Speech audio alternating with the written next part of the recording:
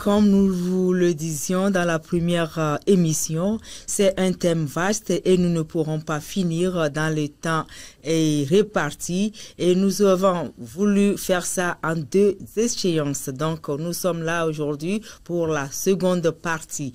Alors, nous avons à débattre encore de quelques fléaux qui minent cette jeunesse. Mais avant tout, nous allons faire un récapitulatif de la semaine passée, ce que nous avons dit. Et donc, nous avons d'abord défini les concepts et parlé également des mots qui minent les milieux scolaires et qui conduisent à la délinquance juvénile. Nous avons aussi parlé de l'école buissonnière dans les établissements et fait la jeunesse de cette école, c'est ça qui était très important dans cette partie, et l'indifférence notoire des enfants, des parents et de l'autorité face à et face à ce mutisme des premiers responsables, quel doit être le rôle de l'Église et de la société en général.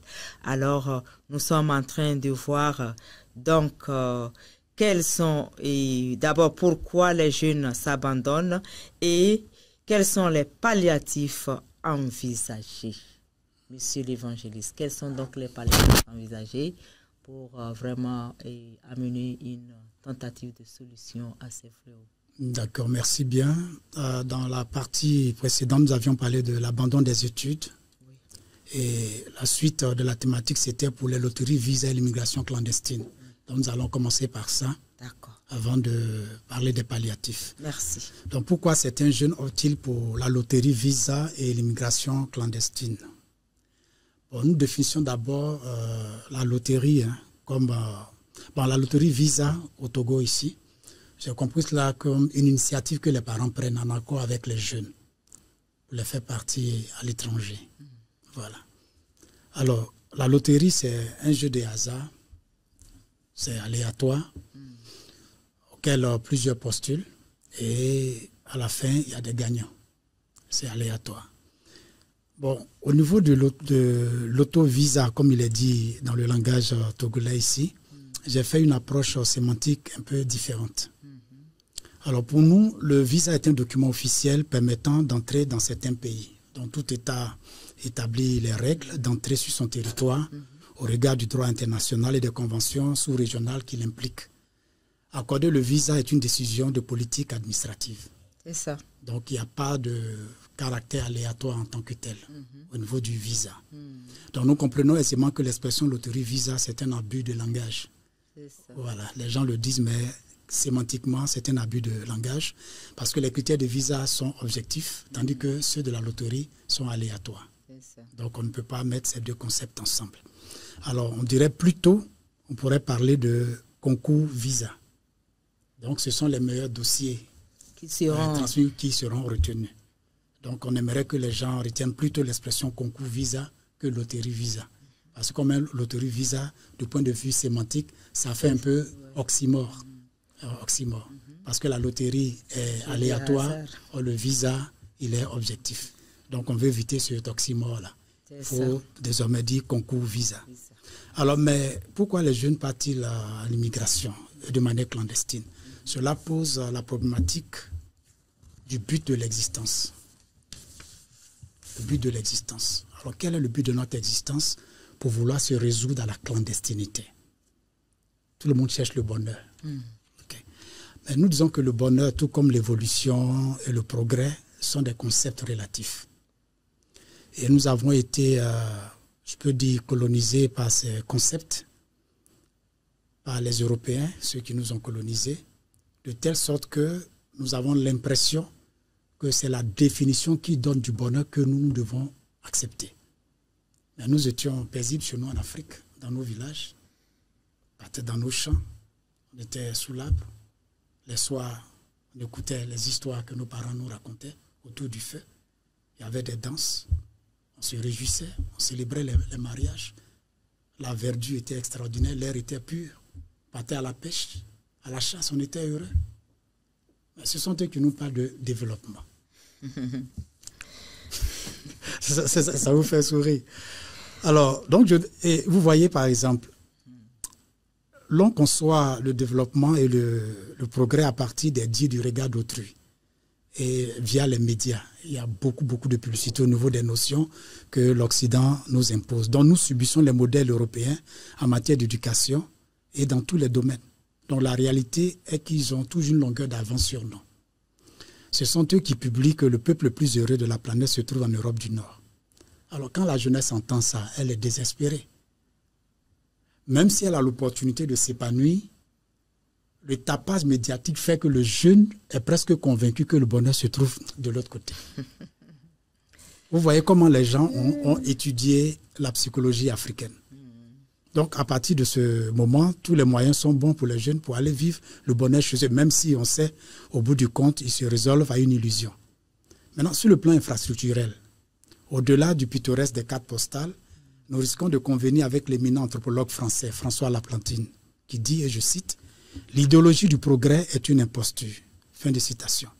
En effet, juste à l'intérieur des buildings des grandes capitales du monde, en approchant les personnes de plus près, vous découvrirez des âmes qui sont stressées, apeurées du lendemain et victimes d'un engrenage qui les conditionne.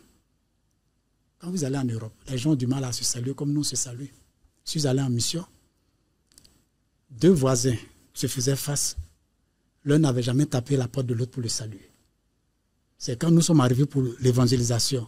On était dans la région de la Bretagne. Et c'est là, quand nous avons toqué aux portes pour apporter l'évangile, quand on finissait avec l'un, que j'ai tapé à la porte de l'autre, que les 2 voisins se sont découverts. Alors qu'ils habitaient là depuis plus d'1 an ensemble sur le même palier, sans se connaître. Est-ce que c'est cette civilisation-là que nous voulons emprunter? En Afrique, nous avons cette chaleur affective. Nous avons cette chaleur affective. Et là-bas, c'est chacun dans son chacun. Ils ne se saluent même pas. Et nous, on les envie. Ils ont perdu cette chaleur. Ils ont des problèmes. Quand j'étais là-bas, j'étais allé rendre visite à une famille et j'entendais beaucoup de sirènes des ambulances. Et je posais la question, lui, ici c'est comme ça. Hein. Les gens, quand ils ne supportent plus, ils se jettent sur le chemin de fer. Ils se suicident. Ah oui? Le taux de suicide là-bas, il est vraiment sérieux. Il est très important.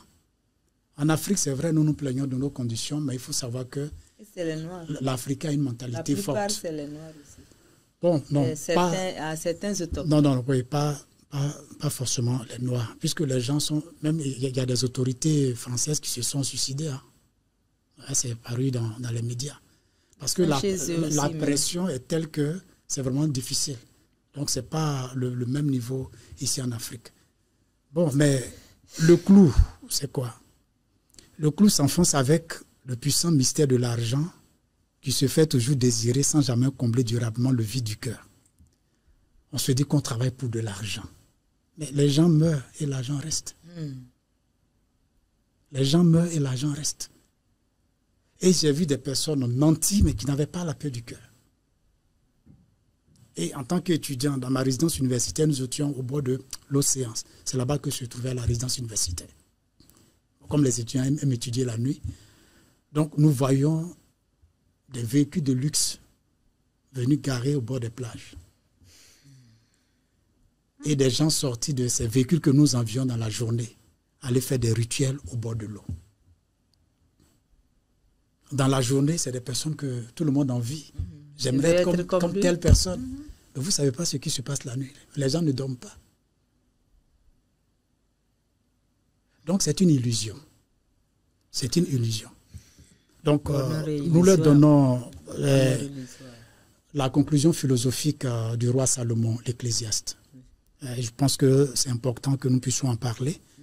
Parce que Salomon, l'homme le plus riche de l'histoire de l'humanité, au sommet de toutes ses richesses, de sa gloire et de la luxure, il est arrivé à la conclusion suivante, et je cite, « Crains Dieu et observe ses commandements, c'est là ce que doit faire tout homme. » Ecclésiaste 12, verset 15, version Louis II, 1910.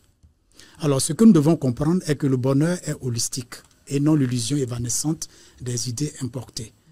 Parce que les Occidentaux ont pratiquement réussi à faire croire aux Africains qu'ils avaient besoin d'eux pour être heureux. Et les Africains sont complexés. En classe de CM2, j'ai un enseignant dont je me rappelle, sa femme faisait du gâteau, les cakes là. Et à un moment donné, elle avait une concurrente à côté. Et comme ça ne marchait pas, qu'est-ce qu'elle a fait? Elle a trouvé un emballage. Donc, elle a mis une étiquette Made in USA. Fait en France. Madame, le même gâteau. Mais la population a quitté l'autre et la dame a fait des ventes extraordinaires. C'est une question psychologique. Quand on voit États-Unis, on voit France, c'est fini. C'est le même gâteau, les mêmes ingrédients. Rien n'a changé. Et c'est pourquoi l'Afrique se fait avoir... L'étiquette seulement. Oui, l'Afrique se fait avoir par le marketing publicitaire. Des produits qu'on nous fait voir plusieurs fois à la télévision, on est convaincu que ce sont ces produits-là qu'il nous faut. Mais avant ces produits-là, nous vivions bien. Et vous les femmes, nos mamans dans nos villages, elles entretenaient correctement leur peau et leurs cheveux avec la noix de palme et le beurre de karité. Mais l'Occident vient vous produire des trucs cosmétiques à des prix exorbitants et vous pensez que si vous n'avez pas utilisé ces produits-là, ce n'est pas ça. Ce n'est pas ça. Donc nous les enrichissons. Ils nous appellent pays pauvres, mais ils sont toujours chez nous. C'est ressourcé. Chez nous. Vous voyez, donc je pense que nous devons changer de paradigme, surtout notre génération. Nous devons vraiment revoir et briser ce complexe d'infériorité-là. Vraiment. Nous devons briser ce complexe. Donc dans les palliatifs, nous allons proposer quelques solutions là-bas. D'accord, merci Monsieur Niaoré. Et nous allons à la seconde question, à la question suivante plutôt. Et nous allons parler des palliatifs. Oui, des palliatifs, oui, envisageables pour ouais. pouvoir résoudre ces problèmes. Oui, les palliatifs aux différents fléaux, c'est vrai, il y en a beaucoup. Bon, de manière générale, nous pensons que le problème de l'humanité est lié à sa rupture spirituelle et morale avec Dieu. Donc quand l'humanité va se réconcilier avec Dieu, elle va retrouver le bonheur. C'est pourquoi la Bible, quand nous faisons l'étude biblique pour ceux qui dirigent les nations, ils vont se rendre compte que tous les gouvernements vont échouer, tout simplement parce que l'être humain ne peut apporter le bonheur à son prochain. Le bonheur vient de Dieu.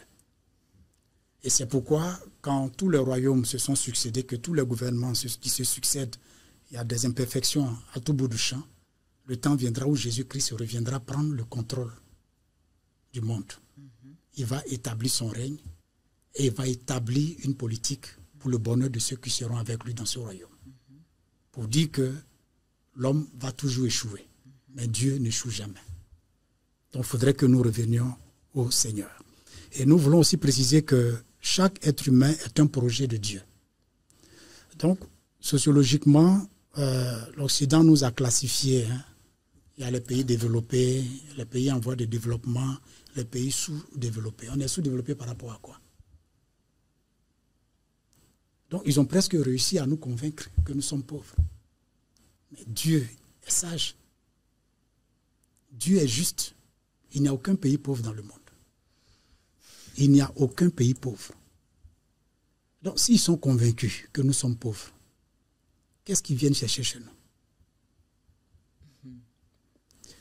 Notre sous-sol, nos sols, notre faune, notre flore, nos ressources halieutiques, nos minéraux, ce sont des richesses. Alors, pourquoi, conscient de ces richesses que nous avons, on nous classe parmi les pays pauvres? Donc, l'Afrique doit savoir que c'est un mauvais langage. Nous devons changer de paradigme et revenir aux fondamentaux bibliques.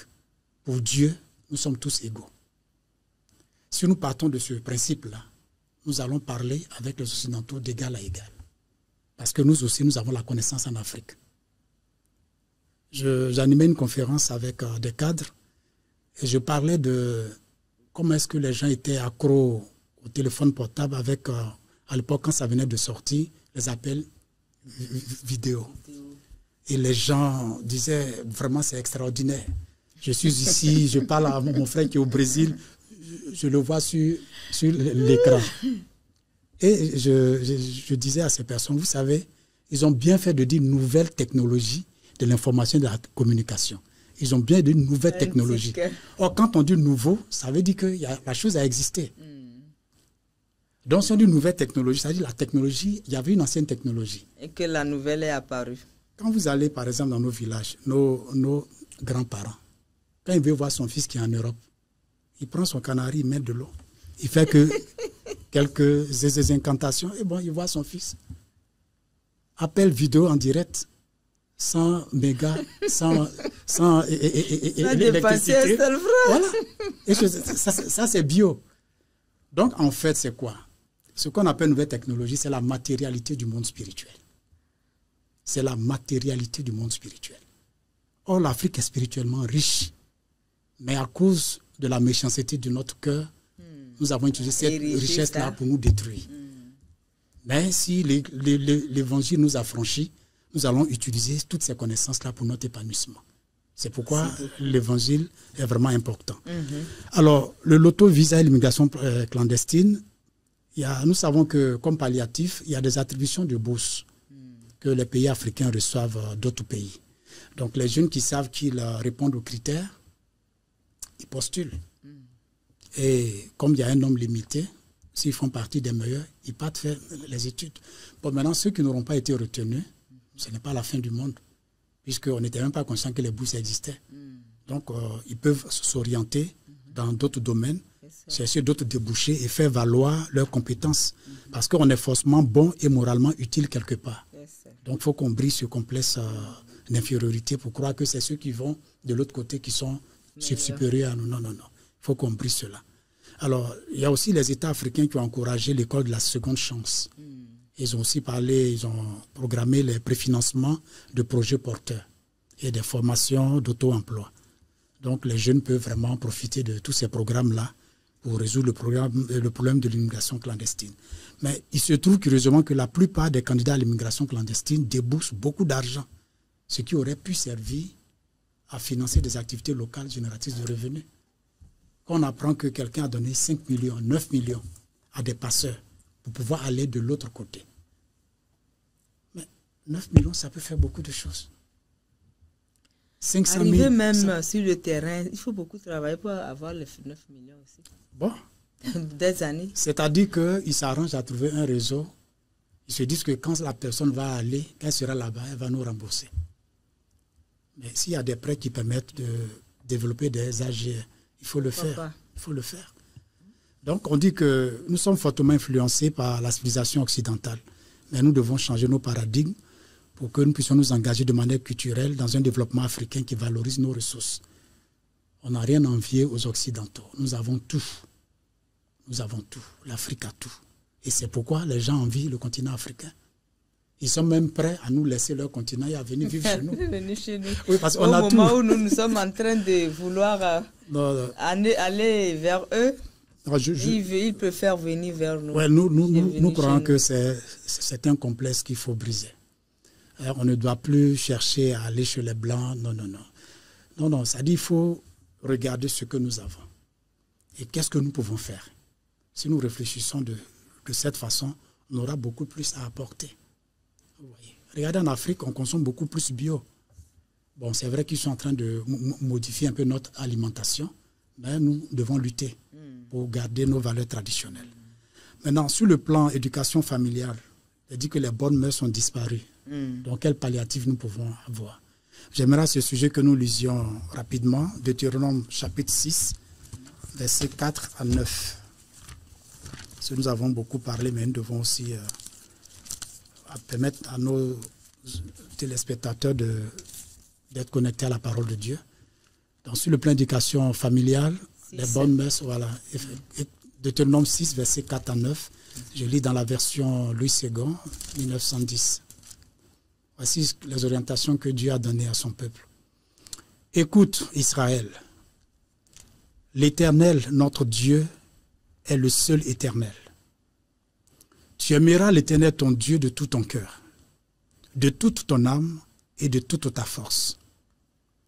Et ces commandements que je te donne aujourd'hui seront dans ton cœur. Tu les inculqueras à tes enfants et tu en parleras quand tu seras dans ta maison, quand tu iras en voyage, quand tu te coucheras et quand tu te lèveras. Tu les liras comme un signe sur tes mains et ils seront comme des frontaux entre tes yeux. Tu les écriras sur les poteaux de ta maison et sur tes portes. Amen. Amen. Donc voici comment Dieu recommande que sa parole soit intégrée à notre vécu. C'est lui qui a fait le monde. Il sait de quoi le monde est fait. Donc si nous avons sa parole, nous allons réussir le projet dans lequel nous sommes. Et chaque être humain est un projet de Dieu. Donc nous devons permettre à Dieu de nous permettre de pouvoir réaliser ce pourquoi il nous a créés. En ce qui concerne les rapports entre enfants et parents, nous avons Ephésiens 6, versets 1 à 4. Les 3 premiers versets parlent de la responsabilité des enfants vis-à-vis des parents. Hein? Enfants, obéissez à vos parents. Honore ton père et ta mère. C'est le premier commandement, suivi d'une promesse, afin que tu prolonges tes jours et que tu sois heureux. Donc si les jeunes veulent être heureux, qu'ils commencent par être obéissants à leurs parents. Moi, je me rappelle, lorsqu'il y a un examen à passer ou un voyage à effectuer, on se mettait à genoux et le père ou la mère, le parent qui était présent, nous imposait les mains et priait pour nous. C'est la bénédiction. Mais aujourd'hui, la jeunesse a perdu toutes ces valeurs-là. On pense qu'on n'a pas besoin de la bénédiction des parents, on peut s'épanouir tout seul. Tous les jeunes que vous voyez dans les rues aujourd'hui, ils ont fui l'éducation parentale. Donc il faut que les jeunes qui nous suivent comprennent qu'ils ont besoin de la bénédiction des parents. D'autres même se sont éloignés du foyer conjugal. Oui, bon, quand ce n'est pas... De la famille. Oui, bon, si c'est pour des raisons objectives, peut-être. Mais le jeune, pour quitter la maison, il faut qu'il ait la bénédiction de ses parents. Parce qu'il y a certains parents aussi qui poussent leurs enfants à la délinquance. Il y a des filles que j'ai encadrées à l'université, à qui leur maman disait « Ah, tu es une grande fille, hein, tu peux te prendre en charge, il faut faire comme les autres. » Elle va faire comme les autres, comment? Elle est étudiante. Donc ça sous-entendait, bon, vends ton corps et puis bon, prends l'argent, fais ce que tu peux faire avec. Vous voyez? Donc il faudrait que nous soyons plus responsables. Donc les enfants doivent obéir à leurs parents, c'est vraiment une source de bénédiction. Et pour les couples, 1 Pierre 3, versets 1 à 7, où il est recommandé à la femme de respecter son mari, de se soumettre à lui. Et l'exemple de Sarah est donné pour que nos sœurs dans les églises, au-delà des danses qu'elles font pendant les cultes, qu'elles soient respectueuses dans leur ménage et qu'elles puissent, oui, respecter leur mari. C'est très important. Et au niveau de Tite 2, je le dis parce que j'ai animé une conférence à un groupe de femmes.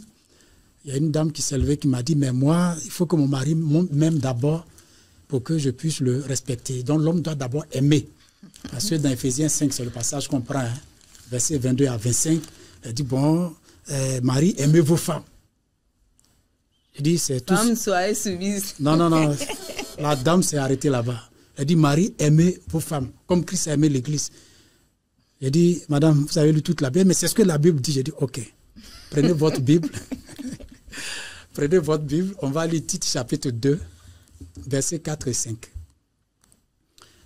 Elle commence à lire, et quand elle arrive au verset 4, où l'apôtre Paul recommandait à Tite dans l'organisation de l'Église, il dit, recommande aux femmes âgées d'apprendre aux jeunes femmes à aimer leur mari. Elle a dit, oui, elle a dit, ça aussi c'est dans la Bible. Non, ça n'est pas dans la Bible. Tu m'as dit que tu avais lu toute la Bible. Donc, pour cette femme, c'est la première fois qu'elle découvrait que la femme devait aimer son mari. On s'arrête sur Ephésiens 5, 22 à 25, et on oublie Tite 2, versets 4 et 5. Donc, madame, transmettez Tite 2 à vos sœurs. Le mari aussi a besoin de sentir qu'il est aimé par sa femme. Parce que l'homme aussi a un cœur. Donc, ça peut vraiment aider à résoudre le problème des mœurs. Bon, nous allons poursuivre. Notre génération doit revenir sur les institutions divines. Ça, c'est réellement ce que nous devons comprendre. Malgré la courbe irréversible de la recrudescence de l'immoralité à cause de la médiatisation du mal. Le mal est médiatisé aujourd'hui. Nos autorités essaient de lutter, mais on ne peut pas tout filtrer. Donc, chacun est mené à sa propre responsabilité. Alors, les forces du mal travaillent de manière insidieuse et ont tendance à nous ramener vers Genèse 19 et Romains 1, versets 18 à 32. Genèse 19, qu'est-ce qui s'est passé? L'humanité s'était tellement éloignée de Dieu dans ces localités, la Sodome et Gomorrhe, que les gens se sont lancés dans des pratiques contre nature. Donc, la Bible dit que ce péché est monté jusqu'à Dieu. Et Dieu a envoyé des anges pour voir si ce qui était monté jusqu'au ciel a été réel. Donc les anges, après avoir rendu visite à Abraham, se rendent dans ces villes où Abraham avait son neveu Lot. Donc ils arrivent et les gens de la ville, qu'est-ce qu'ils disent? Lot, tu as reçu des hommes chez toi. Fais-les sortir pour que nous les connaissions. Bon, c'est un euphémisme que Louis II a utilisé. Mais nous allons comprendre le sens textuel. Dans le sens textuel, qu'est-ce que l'autre dit? J'ai mes filles avec moi, elles sont vierges. Donc, on se comprend. Je vais les faire sortir, faites d'elles ce que vous voulez. Mais ne touchez pas à ces hommes qui sont venus sous mon toit. Ils ont dit non, non, non, non, non. On ne veut pas de ces filles-là. Ce sont ces hommes-là que nous voulons. Et finalement, ils ont été frappés d'aveuglement. Et c'est ce péché d'immoralité-là que Dieu a puni en faisant descendre le feu du ciel. Sodome et Gomorrhe ont été détruites et n'ont plus été habitées jusqu'à ce jour. Les gens diront, bon, ça c'est une histoire, qu'est-ce qui prouve que la chose a vraiment existé? Dans l'épître de Paul aux Romains, au premier chapitre, les versets 18 à 32, nous allons voir que la génération de l'apôtre Paul va vivre les mêmes choses. Les gens qui ont connu Dieu ne l'ont pas glorifié comme tel. Ils se sont livrés à leurs sentiments pervers et ont commencé à pratiquer homme avec homme, ce qui ne doit pas se faire. Et les femmes aussi, ayant abandonné l'usage naturel, se sont livrées à des infamies. Vous voyez. Alors, lorsque les hommes se tournent vers le mal, ce n'est que le jugement de Dieu qui arrive. Et c'est pourquoi notre génération actuelle doit faire très attention. Parce que si ces mêmes déviations reviennent en surface, cela signifie que le jugement de Dieu n'est pas loin. Alors, seule l'œuvre du Saint-Esprit et l'autorité des Écritures peuvent affranchir ceux qui se tournent vers Dieu. Car tout le monde sait ce qui est bien, mais n'a pas la puissance d'éviter le mal. Parce que nous sommes pécheurs. Ésaïe 64, verset 5, qu'est-ce qu'il est dit?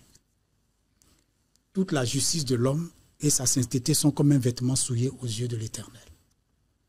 Donc il n'y a pas de juste, pas même un seul. Romains 3, versets 10 et 11. Nul ne cherche Dieu.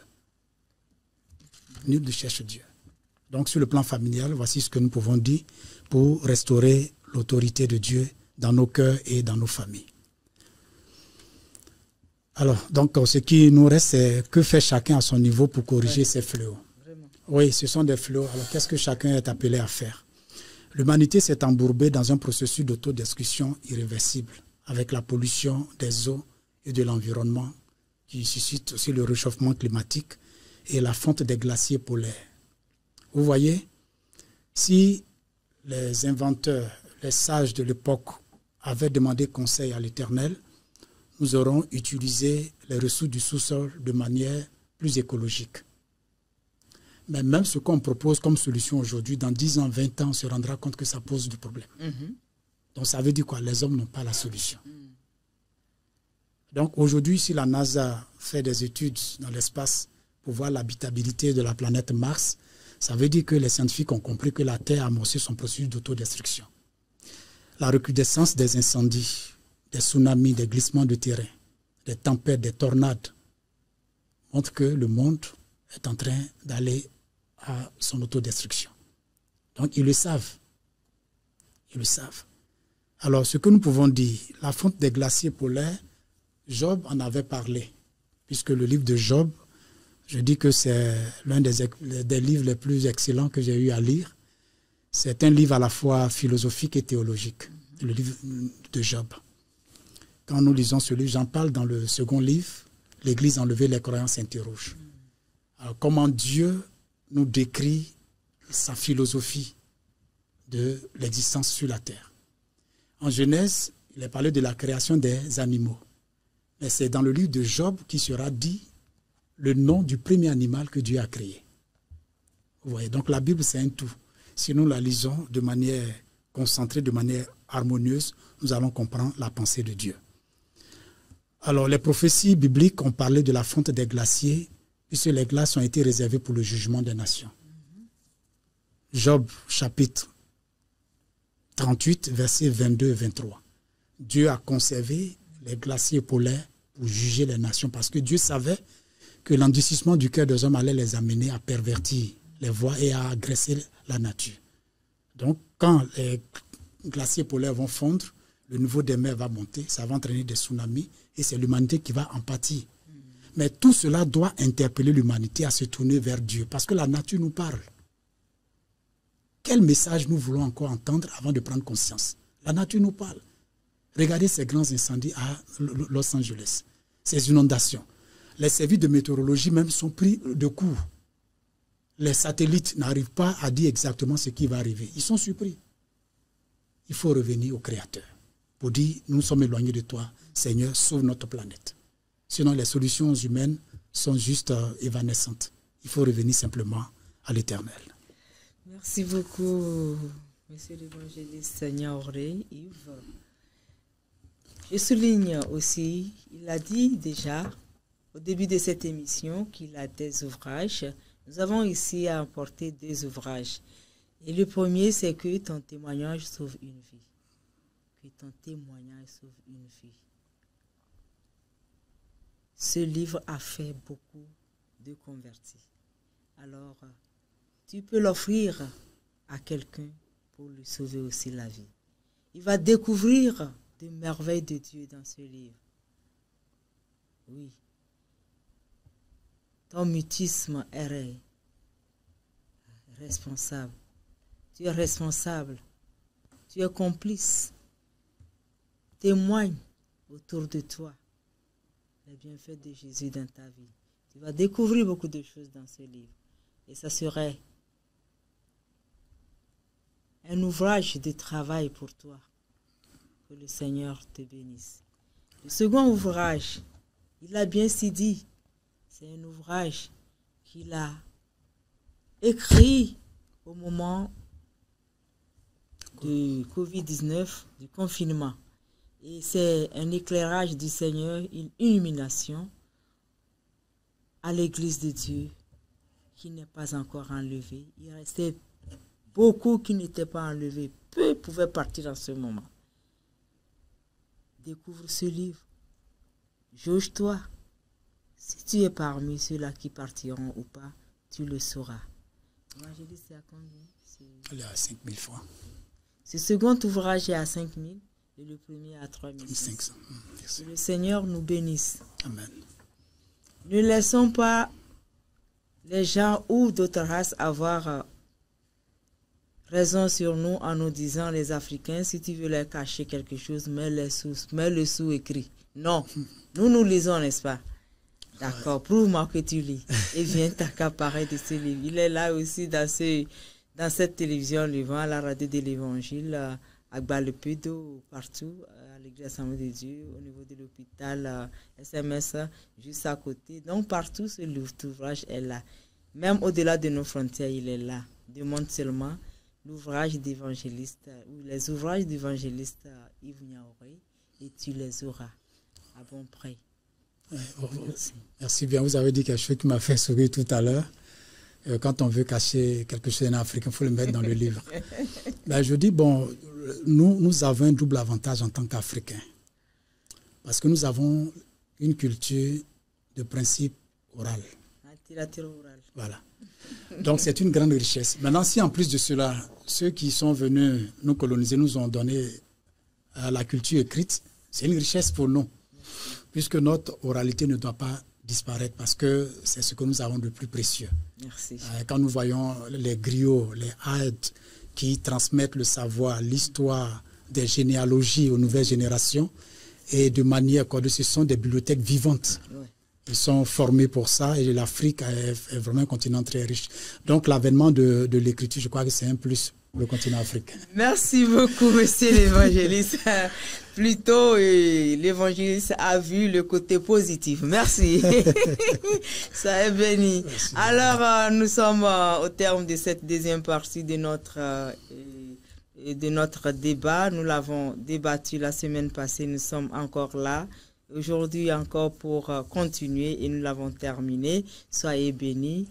Vous qui nous avez pris en route, nous avons débattu du thème principal qui est quel héritage culturel académique pour nous et pour notre génération future d'ici 2050.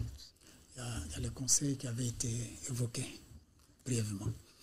Alors, donc, quelques conseils à l'endroit des élèves, des parents et de la société.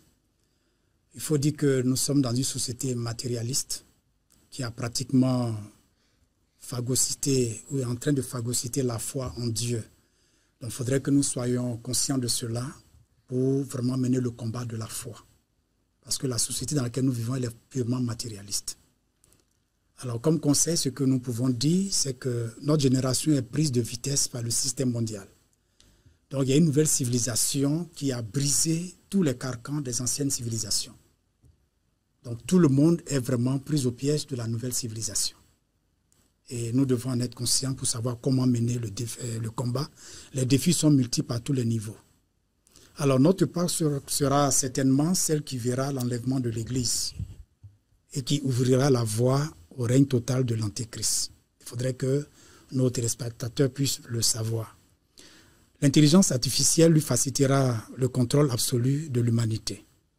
Sir Jefferson Hinton, si vous permettez, Geoffrey Hinton, connu comme le parrain et l'apologète de l'intelligence artificielle, il a eu un entretien avec Stephen Bartlett dans un podcast Diary of CEO 2030, c'est là que tout bascule. Il a déclaré ceci, et je cite, « J'ai peur et je m'inquiète de l'avenir de mes enfants.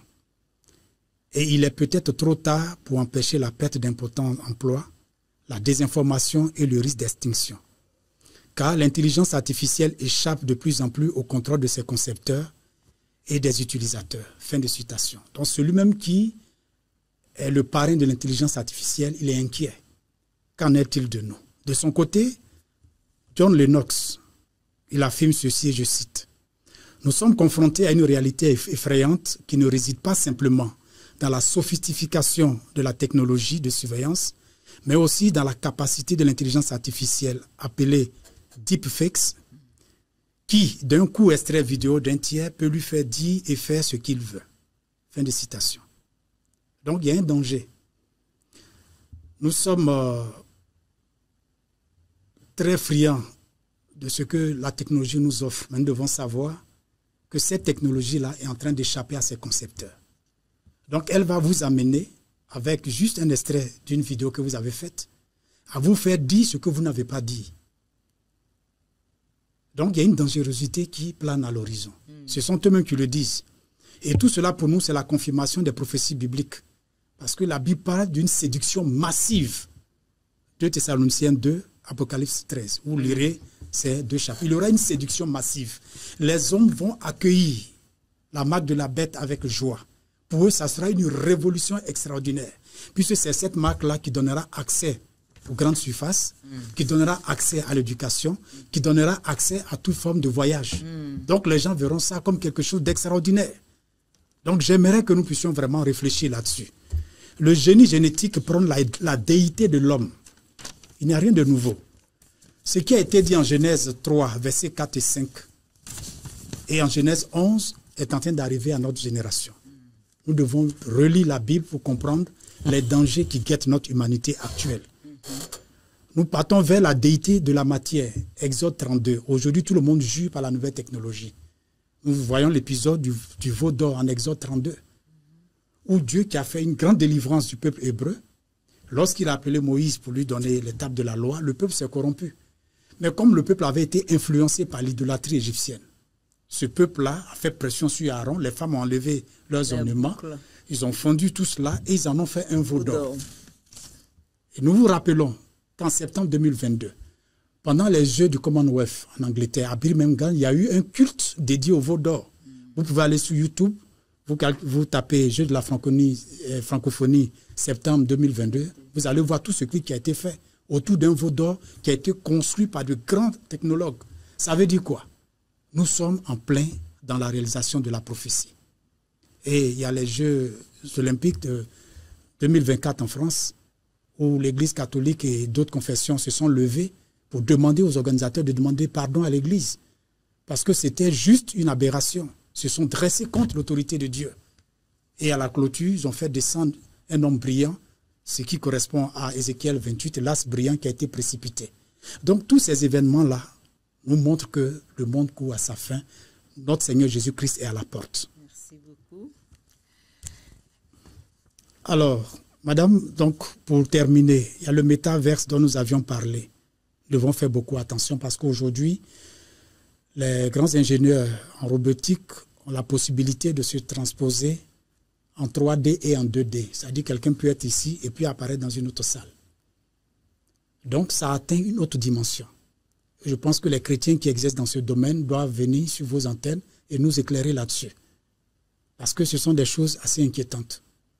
Puisqu'il y a une colonisation du monde aujourd'hui avec la nouvelle technologie, les métaverses. Les gens plongent dans un monde virtuel et ils échappent à la réalité actuelle. Donc nos frères qui s'y connaissent, qu'ils viennent nous éclairer pour que nous puissions vraiment nous préparer.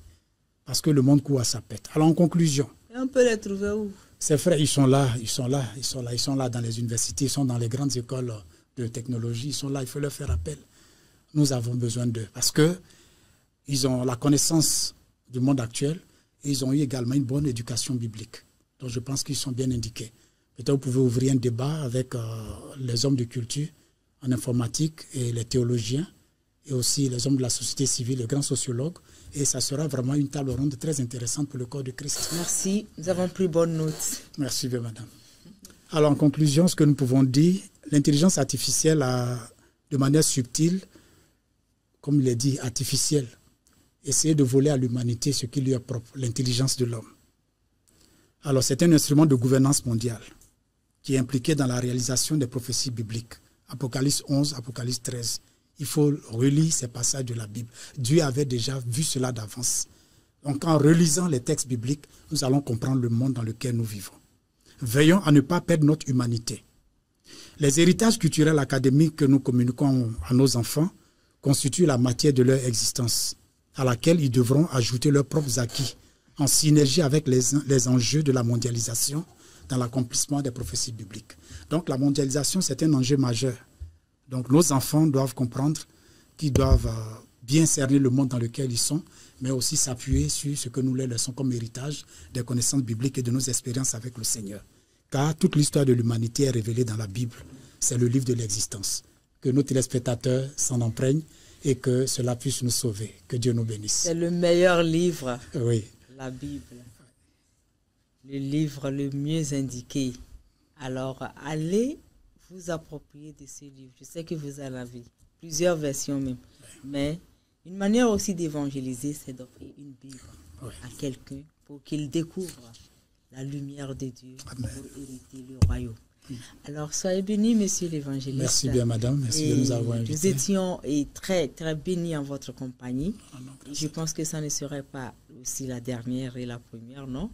Et d'autres opportunités s'offriront pour que vraiment vous puissiez aussi encore partager votre connaissance que Dieu vous a donnée avec les jeunes, les femmes, les hommes et toute la société. Soyez bénis. Amen. Et je pense que nous sommes en train d'aller aussi à la fin de notre émission. Merci bien. Et nous saluons au passage votre épouse. Merci bien. Ces deux mots, Seigneur, pour conclure. Seigneur, notre Père, notre Dieu, nous te rendons grâce. C'est toi qui nous donnes l'opportunité de partager nos expériences à la nouvelle génération. Pendant que nous-mêmes, nous avons encore du travail à poursuivre, nous prions que tu nous renouvelles et que nous continuions à impacter le maximum de personnes possible. Sanctifie-nous par ta parole. Donne-nous, Seigneur, d'atteindre le maximum de personnes possible. Nous prions pour nos enfants, Seigneur. Daigne s'aimer la crainte de ton nom dans leur cœur. Donne-leur d'entendre ta voix et que leur cœur s'ouvre à ton amour et qu'ils expérimentent ton salut. Le monde court à sa perte, mais c'est toi qui sauves.